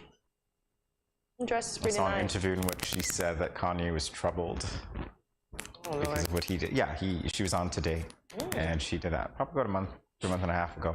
She was talking about his comments towards the Jews, and basically said that he was troubled. That was troubled. Hurt by it. So yeah. She looks stunning here. Stunning hair, makeup, pose on fleek. You It's not go, true Jamie that she's Lee. on Everything Everywhere. Is that what it is? Everything Everywhere. I think that's what she won the Oscar for. I'm not sure. Yeah. So I can't comment. Okay. Ooh, you go with your karate self. Wow. I like that. Wow. I like the big Z. I like his homage to the sumo wrestlers with his band around his waist. Man, he looks like you roll up on him now, you'll get one karate chop. Hi, y'all. You looking good, guy. There are some times when you do too much of something and it just ends up being way too much. No, but it looks good. That's what you say. He's even giving me Zorro vibes with the kind of, with the edgings of his jacket. And then the, what do you call that part? Where he should have the little part sticking out of his Zorro's pocket? sword, he probably should have cut the black belt off. That probably would have worked He's better. keeping the karate team all the way. I like it, guy. I like it. And it's cut. His hair is on fleek. Nothing is out of place. Look at that. Look at that. You're only talking about the here because you want to deflect from what you did before with the black guy. Never. But keep going. Let's go. Why would Jamie do that? His hair looks nice. Listen, I didn't hear if where a his guy hand is handsome, he's handsome. Just like how the fellas look. Wow. We look too. Does anybody else realize that I'm not hearing any of the other comparisons being made? I'm not hearing about the tailoring of the outfit. I'm not hearing about the position of the hands. Didn't I said I'm that? not hearing about how the watch matches the outfit. I'm not hearing any of that. I will watch this fella, but I can't watch this fella. The comment that came to my head just now, I can't even say it because I'm gonna get into trouble. What? But why does he have on his Crocs at the Oscars? Why are you asking me? I didn't dress him. Are those blinged out Crocs? And he looks like he just came out the shower with his robe. No, Hortensia. Yeah, he has on his robe. He's way too dressed to have just come out of the shower. Wow. And I'm looking at his hair, and all I'm seeing is crab. Like, yeah. I'm not even gonna say what's on my mind. And his seriously. glasses. My word. Brother, no. Sorry. I can't say. I mean, I can't say it. His beard is nicely cut. His hair is nice and nice, but it looks like crabby stuff. Yeah, his beard. Maybe I'm wrong, right? I don't know, but it's just, yeah. Look. No, never mind. It goes together, but it looks like a big bag of Goes black. together where? To the garbage? I was being nice. That's why I said it looks like a big bag of black. I was being nice. A big bag of black? I was trying to deflect Thank it. I was you. saying it looks like a garbage bag. I'm back to planet Earth for a second. Here we go. I'm not so sure about this, because the thing that's behind there looks like a pterodactyl tail of some sort. But the front of it looks okay. But they needed not to put on the part at the back. I don't know. So I don't... Explain to me. Okay, can I do this? And then can I do this? Because this would be for the pink, but this would be for the black. It just looks wrong. Can we get an X vision so Jamie, an X angle so Jamie can see what I mean? Hear me, get an X vision. No, you What's can't. wrong with me? No, you can't get an X angle. We want an X angle of the picture and then you'll see. I would assume the designer, tell him to take that black thing off of the dress. The dress did well by itself. But I guess designers have to be extra. Oh, Harlow looks nice. Winnie Harlow looks nice. Oh, I like it. I actually think it's too simple. Huh? What? The colors, I don't know what it is. Yellow with the I think she with a could little have done piece a of little, black? yeah, I don't know. Do I like it? Amy said it's just... It's I'm on the alright. It didn't jump out. I don't think it flatters her as well as something else could have. That's why I'm kind of like, you know. Okay. And then the background too. It's not giving the dress much life. It's making the dress look square, although I know she has a nice slender in here. If you look at how the white is making it look, yeah, it's not added. It's a nice dress. It's a color for me. Yeah, but it's not doing the justice that it should do to you, Winnie. Yeah, That is sorry. nice. Sorry. It's nice. Yeah. Is this an O? No. It's the O to the fire dragon. I'm just gonna get it. Sorry. The fire dragon. Perhaps if I saw her moving, I'd think, oh, this is so fluid, but I didn't see her moving. She's standing still, and right now it doesn't look very flattering. So. They needed a black background where they were going to take the pictures because the white just didn't do well. No, I don't like it. I don't like it. I think she accessorized it well, but the dress itself, not flattering. No. I did not like this dress. I do not know if it was a hair. I did not like this dress. I don't understand what's up with the torso. See, Jamie Lee torso was in, but she still had the kind of bones on the top of the dress. I don't like this. I don't like it. Just okay, she has on a bra, she put on her gloves, and she put on a long skirt. And she put some meshing and some bones in between. And maybe that's what she did.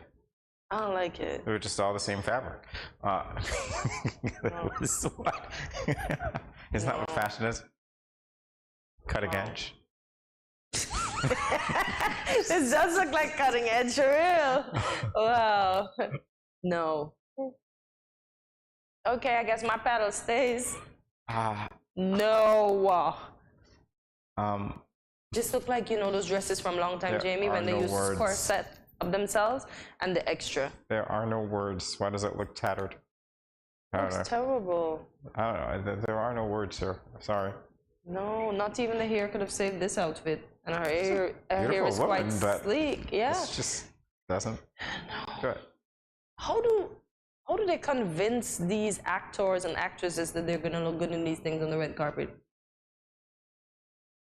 If Joan Rivers was alive, she would have been roasted, boy. Because you know she liked to roast people when it comes to these things. Joan would have probably said she looked like a cotton ball that has on nail polish that's gone hair wear, that's gotten hardened, that's... Yeah, okay, yeah. No. Saddle stays. Zoe. It's Zoe, okay, but... this is Zoe. But yeah. the dress, no. This is Zoe. This is just because it's Zoe, all right? No. Zoe. Yeah. No, I'm sorry, Zoe, no. I love you, Zoe, but I don't like the dress on you. This is simply because it's Zoe. Okay, no, well, I can't give it to Zoe. You were talking about the fashion, so Zoe's dress get a red. That's what you say. You're just going on Zoe. No, love me some Zoe. But, ooh. Hallie looks lovely. Wow. But this reminds me of Lupita Inago's dress that she wore to Oscars, but hers was green. Okay. But Hallie looks nice. Go, Hallie. You go, Well, I girl. clearly don't know anything about women's fashion. That's fine. I'm not supposed to. So you say no to that? I say no to that. Wow. That's the bomb.com. Even her hair is on fleek, her eyebrows on fleek, her jewelry matches. She looks nice. Look at the arms. Well shaped. She's in the gym. Love it, girl. Love it. I don't know. I don't know. Okay, guys, let us know in the comments if it was a year or a nay, if it was a hit or a miss, or if you will just give the person a thumbs up because it is who is wearing the dress and not the dress wearing them. So with that said, much more after this break. Stay tuned.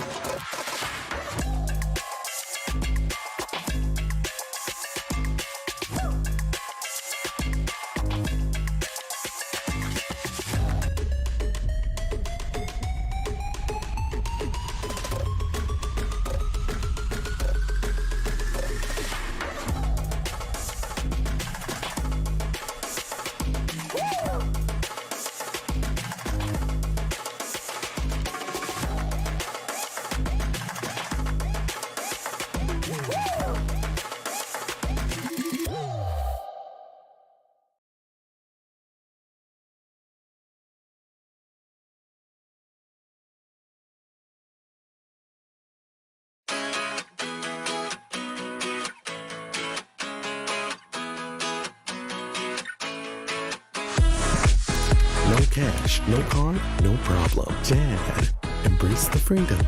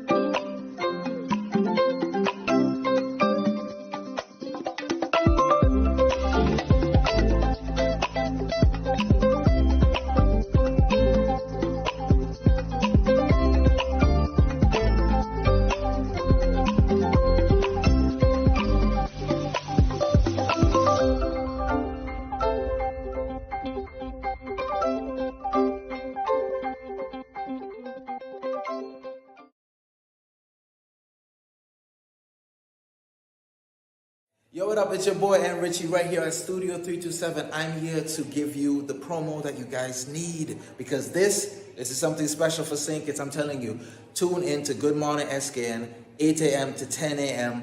on YouTube, Facebook, and on Moment Channel 4. Also, I realize nobody else is doing this. Follow the Good Morning SKN Instagram at Good Morning SKN and the Studio 327 Inc. Instagram. Follow us on YouTube and Facebook. This is pretty long, but follow us and yeah.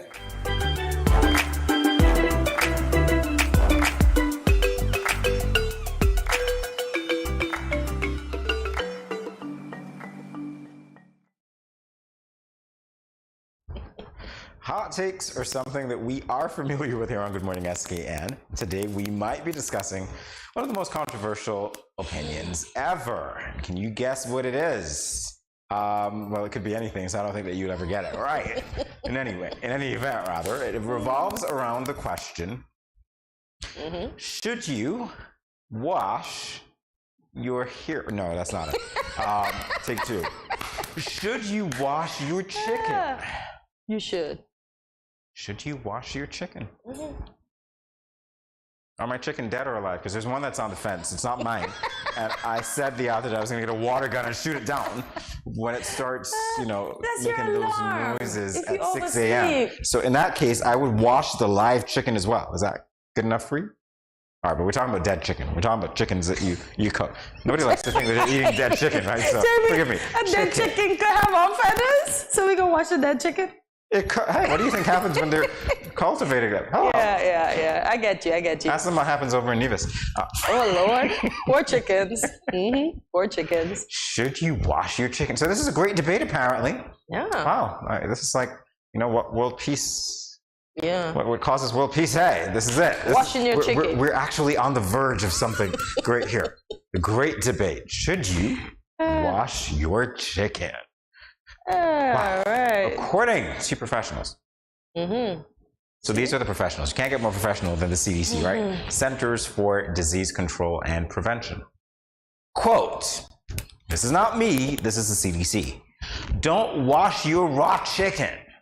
Washing can spread germs from the chicken to other food or utensils in the kitchen. Well, how about you wash them outside on the grass? Does that work? Exactly. Chicken is still going to be washed, though. Is that an exception? And what about washing up our stuff with bleach and hot water? What about cleaning our surroundings after?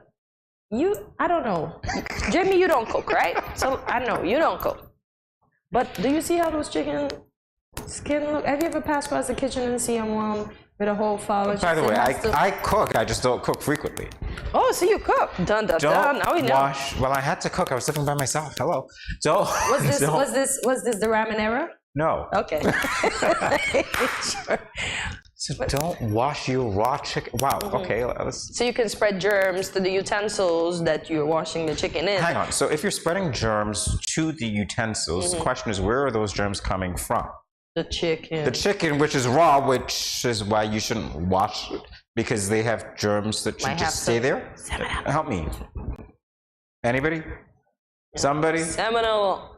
Please, would you buy barbecue chicken that the guy didn't wash? Yeah, but all the little extra things that be on the chicken and the fat and the little feathers that the machine didn't get out and the blood spots and... We're going to look at what James Rogers has to say, because James Rogers is apparently an important guy. This is how important James Rogers is, guys. James E. Rogers, Director of Food Safety and Testing at Consumer Reports, says, quote, people think they have to wash or rinse chicken before they cook it for many reasons. Because their mama did it. You're pulling the mama card, James. All right, so mama did it. They think they need to remove slime or blood. I just said that. They think it's safer. But doing this may actually increase your chances of getting food poisoning. So keep the chicken dirty. Unquote. Keep the chicken dirty, right? Wow. Well, you see, I have washed my chicken, and my mom would have washed her chicken for almost all of her life. Even when I stopped eating chicken, I still think you should have washed your chicken. And I think I should just let you know I've never been poisoned. Maybe I got an iron stomach. But washing chicken never killed nobody, or poisoned them, or made them sick. I don't know about that, because they say it may actually increase your chances. And this is apparently scientific here. He's the Director of Food Safety and Testing at Consumer Reports. Nothing. So you were lucky. Nothing, fish, nothing, nobody. But you were lucky. Knock on iron everything to ensure it continues. Wow. But they just want people to eat nasty food. I wouldn't go that far. I think it's science. That's what it comes down to. Then wash the chicken properly before we get it, and then we won't be inclined to wash the chicken. Here's what Dr. Oz has to say, Hortensia. So Dr. Oz, Oprah's trusted health expert, says definitely not. The cardiac surgeon and host of the Dr. Oz show explained his professional opinion, saying, and quote, yes, let me quote, when you wash your chicken, you spray the salmonella all over the kitchen, everywhere. It just splatters everywhere because you are a rough washer. No, he didn't say that part. Then you put the chicken into the oven when the heat from it would kill the salmonella. What? Then you put the chicken into the oven. Heat kills, Hortensia. When the heat from Water it doesn't. would kill. Heat kills, water doesn't. And that's Why wash it? I understand that, because that's when I read something on it. They were saying once you cook your chicken to a certain temperature, the germs would be killed. But the whole point is, we want to eat them extra nastiness on the chicken that the chicken picked up while it was rolling around in the coop. And then the inside of the chicken, you see all the blood that's still in there, especially if you do a whole chicken. We need to get it out. No, you know what? This just says stop eating chicken. If the chicken is not being washed, then stop eating chicken. You got the CDC, you've got James Rogers, you now have Dr. Oz telling you, you don't need to wash your chicken. People, we gonna stay washing our chicken here in the Caribbean. Yes? Why? Because we clean up everything we eat. We use chicken washers. So we're the Caribbean Disease Control. Is that where we're going with now? The CDC? Caribbean Disease Control? I love it. I love it. Come to my Caribbean brothers and sisters. I would be disgusted too. Every Caribbean mother or auntie, I am disgusted. Erica, you're disgusted for another reason. Let's find Scrap and find out why. All right, so you know shows. So Ooh, when you live with a woman who watches the show, besides it's music, Let's find right? Scrap and find out why. Oh my God, I like that. All right. So, yeah. Well, again, she's black. All right. We have to put that up. Of course, we be washing everything. So that means we shouldn't wash fish then. I don't know. They We didn't should go to just fish. throw the fish inside the pot, and then that's gonna get the guts out of it. They didn't go to fish. They went to chicken. I don't know. Okay, I am sorry, but black people wash their chicken, especially Caribbean people. I'm not listening to this. We wash our chicken once, twice. First thing I do when I cook chicken, I take off the fat, take off the skin, make an incision, take off the slime, blah, blah, blah. Soak that in some vinegar and some salt. That's the first one. Then I wash that off. Then I lime it. Then I wash that off. Then I season. So that chicken hit up 3 sets of water. The first water, where all the nastiness flow to the top. The second water and the third water. Then seasoning. Now I know that I didn't have to wash chicken, so that makes cooking easier. Prep time, decrease. Jamie, once you cook chicken, never eating. I know that. That's fine. This is more for me. All right. So wash your chicken with lemon or lime and vinegar, which I've done. Don't rinse your chicken with water. Caribbean person raised by grannies said this, right? So This is how you do that. So how you washing but you don't rinse? With water, Hortensia. You can rinse it, just not with water. No. Wait, this perplexes you? Look on your face right now. This perplexes you. So then I must leave the grungy things on, although I don't wipe it off with the lime. You have to throw in the water to get almost everything off. Really? Yes. Not according to this person. And they weren't just raised by their mama, they were raised by the grannies. I'm looking at that flag, you method. know. I'm coming for that person from that country. This girl, what is this? Africa, not sure about what country, said us Caribbean people are weird because we wash our chicken with lemon lime. So I want to know, do you lot wash your chicken with dry? I didn't know water was dry. Thought it was wet. This is really a war of words for chicken. It is. Yep. For washing chicken? Yep. I told you we were on the verge of finding world peace, or at least creating another war over chicken. Look at this. All right, so Black or Caribbean people are gonna wash our chicken regardless. Thanks, though. Yeah, thanks for the advice. It getting washed. And when we finish, we're gonna take our cloth, we're gonna spray our Lysol, and we're gonna clean down our surfaces, and then we're gonna wash our boards, and then we're gonna have one board for our chicken, and we're gonna have a next board for our But you do realize that all of this could be futile because you wouldn't need to do all that if you didn't wash your chicken in the first place. Yeah, but so it's extra work. But they're making it look like when we wash the chicken, Jamie, like we drop the chicken in the sea and then all the water just show up like that. Well, that's possible for some people. Oh, we're not that violent in the kitchen. We're not. Well, I don't know. Hey, am I literally gonna You're trying to kill salmonella, so I don't know how violent you are or not. Oh my gosh, no! Wash your chicken, y'all. So how to properly wash your chicken? But not really. All right, that's a part. That changes the meaning of everything, right? How to properly wash your chicken, but not really. Wow. I do it for me. So you're going to put a little bit of Clorox. It has to be name brand Clorox bleach or it will not taste right.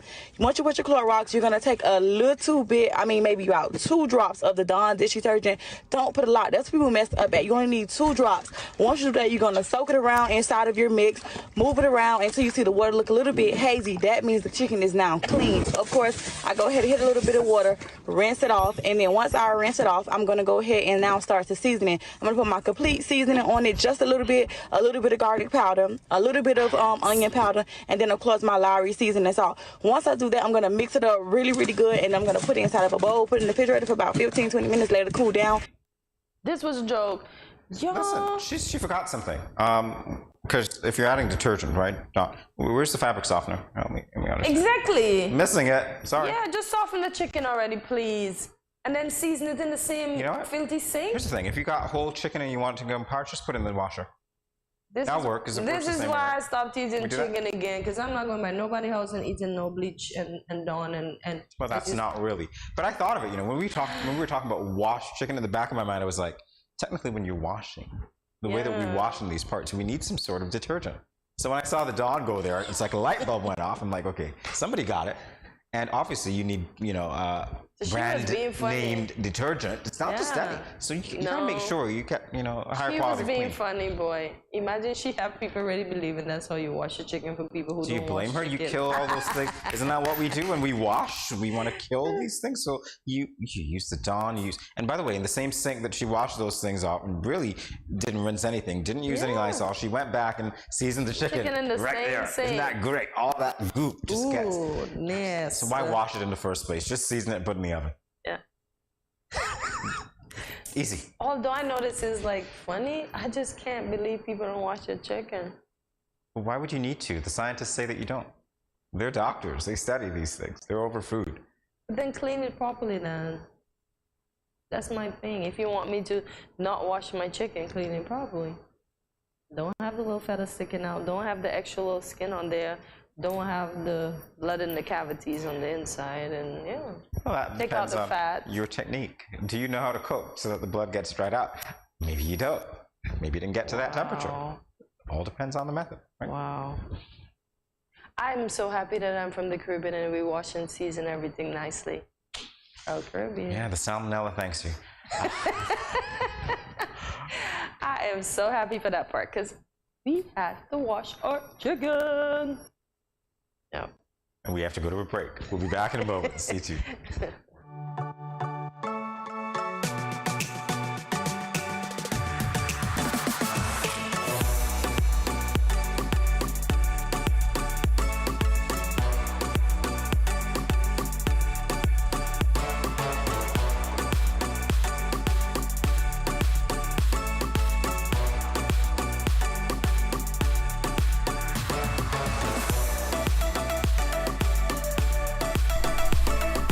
Yeah.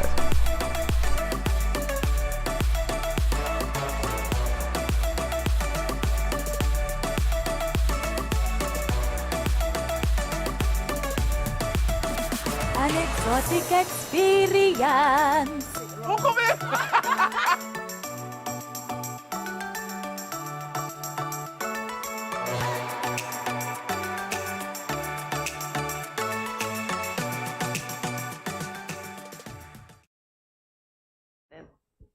Well, it's been a chicken of a day, hasn't it? Yeah. The washing was immense. Wow. We just forgot the softener. I will never look at chicken the same way. No. Not even when they're walking on the fence. I can't believe this is a thing, though. The scientists say don't wash your chicken. Here we are washing chicken and debating it. It's like, oh no, we're still going to wash, because in the back of our minds we think that because we've done something for a long time, it makes it right. Yeah, okay, that's fine. But we're not going to follow the doctors and the CDC with their thing. They can do their thing. We'll do our thing over here in the Caribbean, because I have never, ever been food poisoned. I'm sure a lot of you have never been food poisoned either from washing your chicken. So let us continue to indulge in the washing of until you get poisoned. And then you'll know not to wash the chicken. I'm kidding. The heat kills it anyway. All right. So, yeah. Apart from the chicken talk. Oh, boy. This is going to stick, isn't it? Chicken talk. Apart from that. We had the lovely ladies who shifted careers from like left wing, from a hairdresser to someone from left wing. Oh Jesus, the chicken. I told you the chicken talk would stick. I'm sorry. But yeah, they were bold and fierce. They changed careers. They walked into places. They said what they wanted, and eventually they got what they wanted to do, and that is a push. A big Rachel, push. I'm coming over to the Bank of Nevis. We're going to have a conversation about your entertainment days. He's walking in. He's walking in. All right. Anyway, guys, we want to thank you for joining us today for another edition of GMSKN. Some of you have tuned in daily to watch us. Some of you were just learning about us. You guys on St. Martin, numbers hopefully keep going up. Thank you for watching, as well as you guys in Trinidad and Tobago. And, of course, those of you checking us out on the internet, as well as those of you at home in St. Kitts and Nevis. We thank you for watching, and we're inviting you to tune in daily to watch us. Remember to follow us on our social media platforms, including Facebook and YouTube at Studio 327 Inc. We're also on Instagram at Studio 327 Inc. So that's easy. But you know what? If you want the Instagram page specific to this show, the handle is Good Morning SKN. It is the name of the show. It's very easy to remember, so you can check us out there. And also, if you like what you see, go ahead and like. It's automatic, right? Like, subscribe, follow, share, or let other people know what you're watching. If something's good, you don't want to keep it to yourself, do you? Yeah. You want to share it. Share it. So, sure. And check out our website as well at there we go again, www.studio327inc.com. Does the C in Inc stand for I'm kidding. Check it. All right, so www.studio327inc.com to learn more about GMSKN and Studio 327. Yeah, and Jamie thanked those countries for watching, but I have my friends in the UK that watch, so thank you for watching, and continue to share and let other people know that Good Morning SKN is here, and they can watch and keep in touch with what's going on, not only in St. Kitts, but around the world, including washing your chicken. So leave us a comment and let us know what was your favorite part of today's show. And see you on Monday morning. Yes! Bright and early, wake up, stretch, listen to the chicken on the fence. That is your second alarm. Get up, mix your coffee, turn on your television or your device. Make sure it is promptly at 8 a.m. when you'll wake up and start your morning with us right here at Good Morning SKN. Thanks for watching, and remember, wash your chicken.